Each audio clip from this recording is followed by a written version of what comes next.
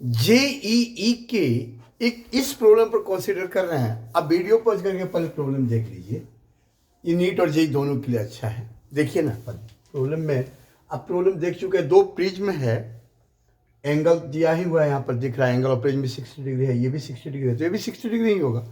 और इसमें दिया हुआ है कि इमर्जेंट रे जो होना चाहिए फर्स्ट प्रिज्म से, वो फर्स्ट प्रिज्म पर जो इंसिडेंट रे है उसके लिए जो इमर्जेंट रे होना चाहिए वो मिनिमम डेविएशन होना चाहिए इमर्जेंट रे का फर्स्ट प्रिज्म से।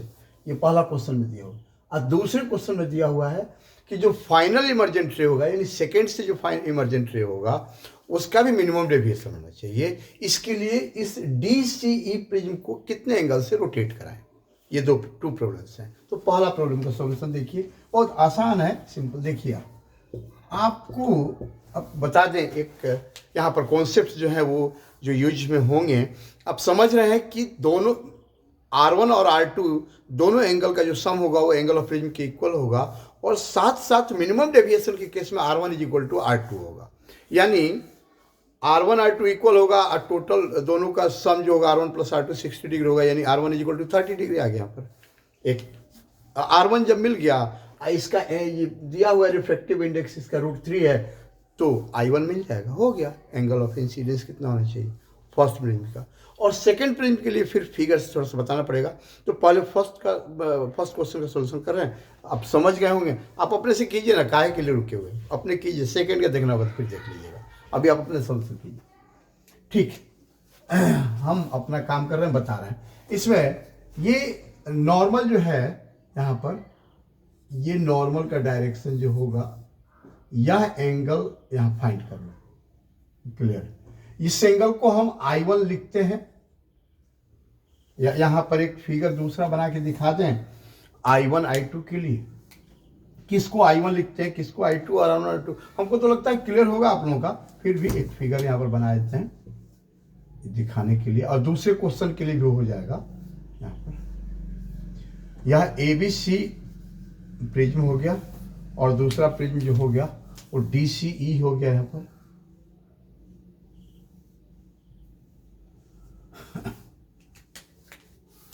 एक रे इंसिडेंट हो रहा है AB फेस पर, ऐसे ये रिफ्रैक्शन के बाद मान लेते हैं इधर चल रहा है, फिर रिफ्रैक्शन के बाद इधर जा रहा है।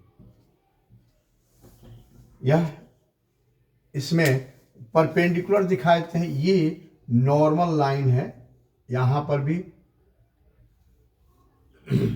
ये नॉर्मल है। अब आप देखिए, यहां नॉर्मल के साथ जितना एंगल बनता है, इसी एंगल को कहते हैं यहां पर angle of incidence, incident ray का। यह कहलाता है R1 या I1 कहलाता है। ये R1 है, इसे हम R2 लिखते हैं, और यह I2 होता है। मिनिमम डेविएशन के केस में I1 I2 के इक्वल होता है, R1 R2 के इक्वल होता है।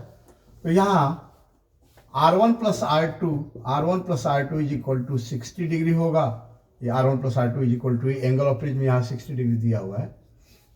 तो R1 प्लस R2 जब 60 डिग्री हो गया और दोनों इक्वल हो गए, तो 2R1 is equal to 60 degree, तो R1 इज इक्वल टू कितना हो जाएगा। यहाँ पर R1 is equal to 30 degree.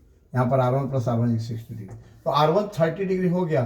तो I1 का वैल्यू स्नेल्स लॉ से sine I1 upon sine R1 is equal to μ2 upon μ1 होगा, μ2 अपॉन μ1। अब μ2 का वैल्यू, μ2 मतलब सेकंड मीडियम जिसमें रे जा रहा है, μ1 मतलब फर्स्ट मीडियम जिसमें से रे जा रहा है। तो सेकंड मीडियम जो है वो ये प्रिज्म का मीडियम है, जिसका रिफ्रैक्टिव इंडेक्स √3 है सेकंड का, और फर्स्ट मीडियम जो है वो एयर है, उसका रिफ्रैक्टिव इंडेक्स क्या है, 1 है। तो साइन I1 इसी का वैल्यू फाइंड करना है, नीचे नहीं दिखाई देगा, नीचे कर देते हैं। Sign I1 upon sine R1 का value 30 degree, sine 30 degree is equal to μ2 का वैल्यू √3 अपॉन μ1 का वैल्यू 1। तो hence sine I1 is equal to कितना हो जाएगा, √3 इंटू साइन 30 डिग्री, और साइन 30 डिग्री होता है 1/2, आपको याद होगा। तो √3/2 हो गया, और ये वैल्यू होता है साइन 60 डिग्री का √3/2। तो I1 इज इक्वल टू कितना आ गया, 60 डिग्री। यही हो गया एंगल ऑफ इंसिडेंस। कितना आसान है। अब दूसरे क्वेश्चन के सॉल्यूशन की तरफ बढ़ते हैं। तो देखिए आप फिगर से, यहाँ पर ये दूसरे क्वेश्चन में दिया है ना, ये एंगल 60 डिग्री है, यह एंगल भी 60 डिग्री दिया हुआ है यहाँ पर। अब ये जब मिनिमम डेविएशन होगा तो I1 I2 के इक्वल होगा, तो I1 का वैल्यू 60 डिग्री आ गया तो I2 का वैल्यू भी क्या हो जाएगा, 60 डिग्री होगा। यहाँ पर ये एंगल भी 60 डिग्री हो गया। और यहाँ पर ये क्लियर है कि टोटल एंगल ये नॉर्मल है, यहाँ नॉर्मल है, तो ये पूरा एंगल 90 डिग्री होगा ना, और ये एंगल 60 डिग्री हो गया, यहाँ से यहाँ तक एंगल 60 डिग्री है, तो यह एंगल कितना हो जाएगा, 30 डिग्री,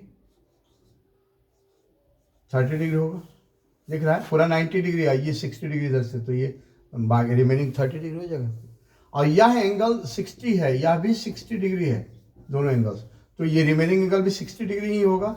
तीनों एंगल का सम, ये ट्रायंगल के तीनों एंगल का सम 180 होता है। और यह 60 तो ये भी 60 डिग्री होगा। क्यों? क्योंकि एक लाइन की एक तरफ तीनों सारे एंगल्स का सम 180 होता है, तो ये 60 तो ये भी 60 हो गया। अब इस ट्रायंगल में देखिए, ध्यान दीजिए आप, ट्रायंगल, ये ट्रायंगल जो मिल रहा है आपको, ये ट्रायंगल, इस ट्रायंगल में फिगर से दिख रहा है ना, ये ट्रायंगल नाम दे देखा इसका नाम देते हैं P, इसका नाम देते हैं Q, इसका नाम देते हैं, नहीं इसका तो RC दिया हुआ है और उसको PQ मान लिया। तो ट्रायंगल PQC में या 60 डिग्री है, 30 डिग्री है, तो ये 90 डिग्री हो जाएगा ना। दिख रहा है कि नहीं दिख? PQC में यह एंगल 60 डिग्री या 30 डिग्री, तो 60 30 90 हो गया, तो रिमेनिंग जो एंगल होगा वो 90 होगा ना इसमें, तो ये एंगल 90 डिग्री हो जाएगा यहाँ पर। यानी ये जो ये रे है इमर्जेंट रे फर्स्ट प्रिज्म से, वो सेकंड प्रिज्म पर इस सिचुएशन में 90 डिग्री एंगल पर इंसिडेंट हो रहा है, और हमको चाहिए मिनिमम डेविएशन कराना है यहाँ पर। तो मिनिमम डेविएशन के लिए अभी देखे थे कि एंगल ऑफ इंसिडेंस 60 डिग्री होना चाहिए, तो यहाँ एंगल ऑफ इंसिडेंस 60 डिग्री करना है। इसके लिए ध्यान दीजिए, यदि DCE लाइन को हम रोटेट कराते हैं, DCE लाइन को हम रोटेट कराते हैं कैसे, देखिए आप यहाँ पर इस लाइन को यहाँ C के अबाउट रोटेट कराना है, तो रोटेट कराएंगे। यहाँ समझाने के लिए यहाँ से फिगर बता रहे हैं इसको, ये रे जो है ये C के अबाउट रोटेट कराएंगे, इस पॉइंट के अबाउट समझाने के लिए बता रहे हैं। जब इसको हम DC लाइन को इधर रोटेट कराएंगे तो ये जो नॉर्मल है ये भी इधर रोटेट होगा। जितने एंगल से इसको रोटेट कराएंगे इस DC साइड को, यानी ट्रायंगल को, पूरे ट्रायंगल को यानी प्रिज्म को जितने एंगल से रोटेट कराएंगे उतने ही एंगल से DC साइड भी रोटेट होगा, DC सरफेस भी रोटेट होगा, और जितने एंगल से DC सरफेस रोटेट होगा उतने ही एंगल से उस पर जो नॉर्मल होगा वह भी तो रोटेट होगा। क्या आप समझ रहे हैं इसको? ये आप देखिए, इसमें यहाँ पर यह नॉर्मल है, यह जो है वो इस पर नॉर्मल है। अब आप इसको रोटेट कराइएगा, ये हॉरिजॉन्टल डायरेक्शन में, इसको रोटेट कराया था 90 डिग्री से वर्टिकल डायरेक्शन में, इसको 90 डिग्री से वर्टिकल।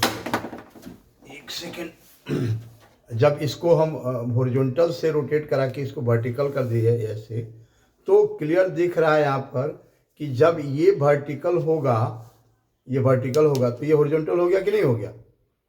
यानी 90 डिग्री से जब ये रोटेट कराएंगे तो इसके साथ इसका नॉर्मल भी तो फिक्स है, तो जितने एंगल से यह रोटेट होगा उतने ही एंगल से नॉर्मल भी तो रोटेट होगा। तो यहाँ नॉर्मल को 60 डिग्री एंगल से रोटेट करा देंगे तो ये इंसिडेंट रे हो जाएगा इस पर, DC सरफेस पर इंसिडेंट रे, ये नॉर्मल जो होगा वो इसके साथ 60 डिग्री का एंगल बन जाएगा। तो नॉर्मल के साथ 60 डिग्री एंगल बन गया, तो इस पर एंगल ऑफ इंसिडेंस 60 डिग्री आ गया, तो इससे भी जो रे इमर्ज होगा वो इमर्जेंट रे मिनिमम डेविएशन के साथ इमर्ज होगा। क्लियर है?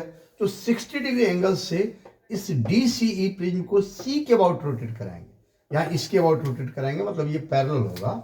यहाँ पर समझाने के लिए बता दिए थे, ये इसके अबाउट, पॉइंट के अबाउट रोटेट कराएंगे। ये जो ऐसे है इसको घुमा देंगे 60 डिग्री एंगल से ऐसे, तो घुमाएंगे तो पूरे प्रिज्म को रोटेट कराएंगे। किधर की ओर? आप देख रहे हैं ऐसे रोटेट करा रहे हैं, ये क्लॉकवाइज डायरेक्शन में रोटेट हो रहा है। कितने डिग्री से? 60 डिग्री एंगल से रोटेट करा रहे हैं यहाँ पर, तब मिल रहा है। हमको लगता है यहाँ पर कोई कन्फ्यूजन नहीं हुआ होगा। अभी तो फिगर देखने में कम बड़ा हौच पौच हो रहा होगा अभी, लेकिन पहले फिगर जो था उसमें समझा दिए थे एंगल के लिए, और वो आप सिचुएशन समझ गए होंगे, तो हमको लगता है कोई दिक्कत आप लोगों को नहीं हो रहा होगा।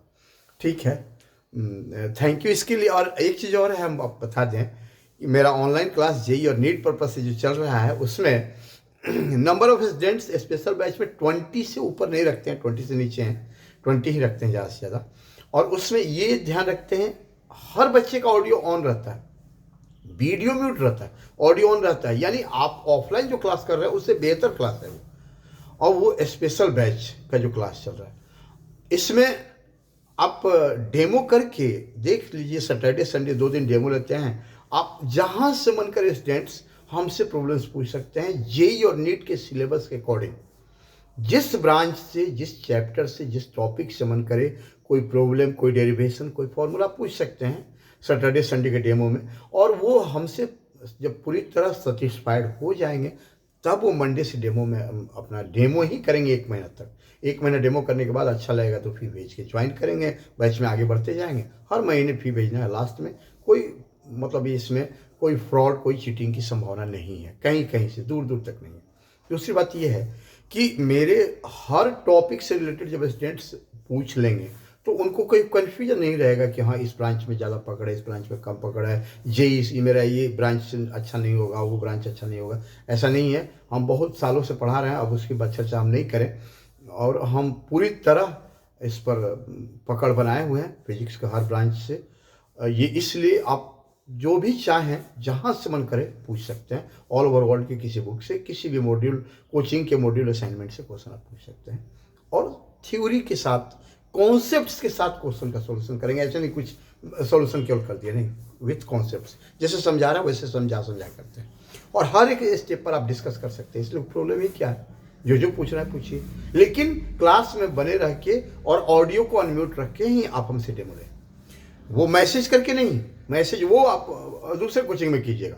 मैसेज नहीं करके, हम मैसेज पर ध्यान भी नहीं देते हैं। हम बच्चों से डायरेक्ट इंटरेक्ट रहते हैं, बच्चे हमसे डायरेक्ट बात करते रहते हैं और हम बोर्ड पर खड़ा होकर जैसे ऑफलाइन में क्लास होता है वैसे क्लास लेते रहते हैं। हर एक स्टेप लिखते हैं, बट बच्चों से बच्चे अपना राय देते रहते हैं या पूछते रहते हैं सर ये प्रॉब्लम है यहाँ पर, या हम पूछते रहते हैं क्या कोई डाउट किसी को। ऐसे हर स्टेप पर एक बार हम करते हैं क्या किसी को डाउट। तो जब बच्चे नहीं भी बोले तो हम समझ जाते हैं ठीक है, और जो कुछ बच्चे बोलते भी हैं कि हाँ नहीं कोई डाउट नहीं। तो इस तरह से क्लास में कोई दिक्कत नहीं होता है, पूरी तरह से संतुष्ट हो जाइएगा। आप डेमो करके देखिए तो सही क्लास कैसे चल रहा है। और डेमो में चालो कि न्यू स्टूडेंट कहीं डेमो लेंगे, उसमें जहाँ से मन करेंगे क्वेश्चन पूछिए। और कोई इरिटेट भी नहीं होते हैं। एक टॉपिक पर यदि बच्चा जब तक सेटिस्फाइड नहीं होता है एक स्टेप में, तब तक अगले स्टेप को नहीं लिखते हैं। वो चाहे थ्योरी का हो, चाहे ये फॉर्मूला, ये आपका प्रॉब्लम का, कोई थ्योरी का डेरिवेशन कोई फॉर्मूला कर रहे हैं तब हो, या कोई प्रॉब्लम हो, उससे बस नहीं है। हर स्टेप पर बच्चे सेटिस्फाई होने चाहिए, कॉन्सेप्ट विथ कॉन्सेप्ट, तब आगे बढ़ते जाते हैं। तो इससे दिक्कत नहीं होता है। आप डेमो कीजिएगा तो पता चलेगा। रिपीटर्स बैच में तो ऐसी व्यवस्था है कि जो ज़्यादा परसेंटाइल वाले बच्चे हैं जेई वाले, उनको एक साथ, और कम परसेंटाइल वाले को एक साथ रखें ताकि रिजल्ट अच्छा मिले। और कोई भी बच्चा वो जितना रिजल्ट दे सकता है उससे ज़्यादा हम उसका बूस्टअप करके रैंक दिलवा सकें। रैंक उसका बूस्टअप करा देते हैं। ये आप देखिए। और हम रनिंग बैच में देख रहे हैं जो बच्चे मेरे पास पढ़ रहे हैं, आए हैं, वो बहुत अच्छा कर रहे हैं। आप कभी डेमो करके देखिए ना, वो सब आपको क्लियर हो जाएगा। Thank you.